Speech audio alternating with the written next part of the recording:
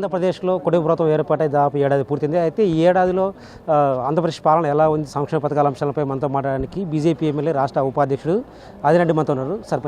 Sir ఇప్పుడు ఈ ఏడాది పాలన ఆంధ్రప్రదేశ్లో అభివృద్ధి ఎలా ఉంది, సంక్షేమ పథకాల అమలు విషయంలో ఎలా ఉంది, ఏంటి?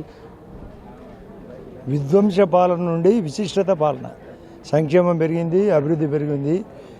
రేషను 1వ తేదీ నుంచి 15వ తేదీ వరకు రెగ్యులర్గా ఇండ్ల దగ్గర గతం అని చెప్పి తప్పు చేస్తే అది కాదు.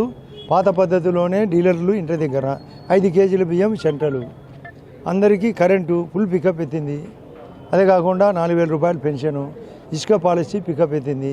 కారణము గతంలో 4 5 రేటు ఇప్పుడు సాధారణ రేటుకు దొరుకుతుంది.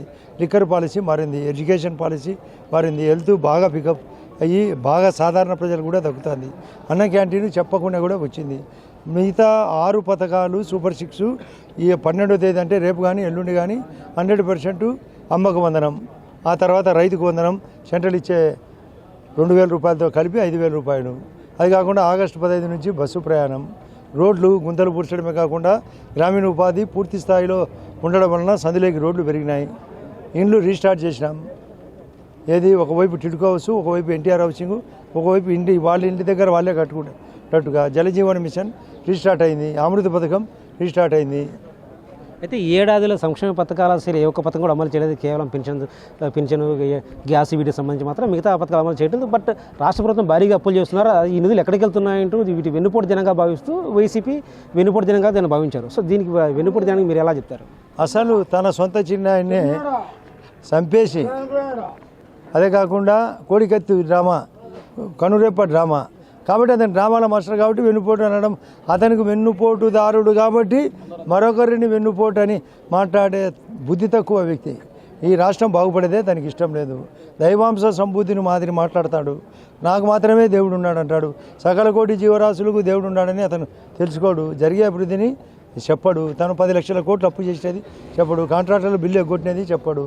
ఉద్యోగస్తుల ఈపీఎఫ్ ఆడుకునేది చెప్పడు. నిరుద్యోగ సమస్య పెంచేది చెప్పడు. అమరావతిని ఆపినేది చెప్పడు. ఆ తర్వాత పోలవరాన్ని ఆపినేది చెప్పడు. ఈ తర్వాత ఉద్యోగస్తులు జీతాలు ఇవ్వండి చెప్పడు. కాబట్టి అతనికి అర్హతే లేదు. ఇది సమున్నతంగా జరుగుతుంది, మరింత సమున్నతంగా జరుగుతుంది. మోడీ గారి తోడ్పాటు ఉంది. పోలవరం గ్యారంటీ జరుగుతుంది, అమరావతి జరుగుతుంది, ఇండ్లన్నీ పూర్తవుతాయి, రోడ్లన్నీ క్లియర్ కట్గా ఉంటాయి, తాగునీళ్లు పెరుగుతాయి, కరెంటు పెరుగుతుంది, విద్య పెరుగుతుంది, ఉద్యోగం పెరుగుతుంది, ఉపాధి పడుతుంది, అగ్రికల్చర్ పెరుగుతుంది, టెక్స్టైల్ పెరుగుతుంది. బ్రహ్మాండంగా లా అండ్ ఆర్డర్ కూడా, శాంతి భద్రత కూడా కంట్రోల్గా ఉంటుంది. రాబోయే రోజుల్లో ఉమ్మడి ప్రభుత్వము మాది, ముగ్గురు కూటమి ప్రభుత్వంలో మోడీ గారు మరింత స్పీడప్ అవుతాడు. కాబట్టి ఇప్పటికే ప్రపంచంలో 4వ స్థానం ఉన్నాడు, రేపు 3వ స్థానానికి కూడా రాబోతున్నది.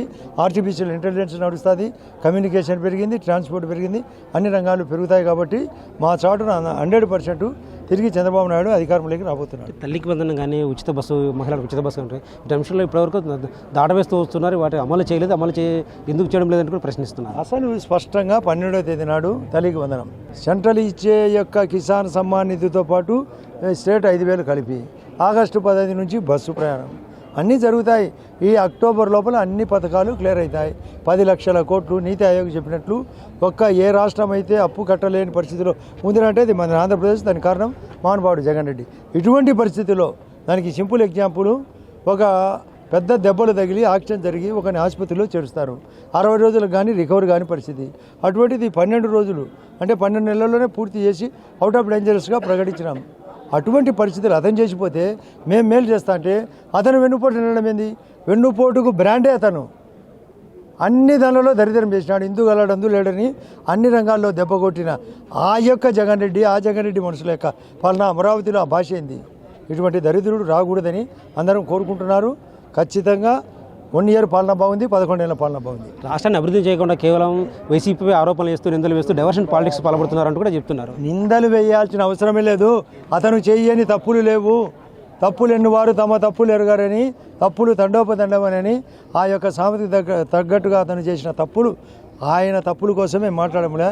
మేము 100% పర్ఫెక్ట్గా ఉన్నాం. అతని విలనిజం, మాది హీరోయిజం. అంటే కడప జిల్లాలో ముఖ్యంగా మీ కాన్స్టిట్యూన్సీలో జమ్మలడుగులో స్టీల్ ప్లాంట్ విషయంపై కేంద్ర ప్రభుత్వం కూడా కాస్త వెనకడికి వేసింది. రాష్ట్ర ప్రభుత్వం మాత్రం ఆదిలో జరుగుతుంటారు. అంటే కేంద్ర ప్రభుత్వం ఎందుకు స్టీల్ ప్లాంట్ విషయంలో వెనకడికి వేసిందంటారు? అసలు స్టీల్ ఫ్యాక్టరీ JSW రాబోతుంది. ఆల్రెడీ పనులు స్టార్ట్ అయినాయి, మీరు పోయి చెక్ చేయొచ్చు. గోడ కానీ, రోడ్డు కానీ, కరెంటు కానీ డ్రింకింగ్ వాటర్ కానీ పికప్ అయింది. అది తెలియక అది ఒక చాటున ఉంది కాబట్టి, కొండలో ఉంది కాబట్టి లేదనుకుంటున్నారు. అది రీస్టార్ట్ అయింది. రైట్. ఆంధ్రప్రదేశ్లో అభివృద్ధి ఏడాదిలకు దూసుకుపోతుంది. ప్రతి సంక్షేమ పథకానికి అమలు చేయబోతున్నాం. రాబోయే రోజుల్లో కూడా తల్లికి వందనంతో పాటు రైతు భరోసా, తర్వాత ఉచిత బస్సు కూడా తొందరలో ప్రారంభించబోతున్నారు ఎమ్మెల్యే అది చెప్తున్నారు. కెమెరా పర్సన్ సుదర్శన్తో Siva, Big TV, Kadapa. For more videos like this, subscribe Big TV channel.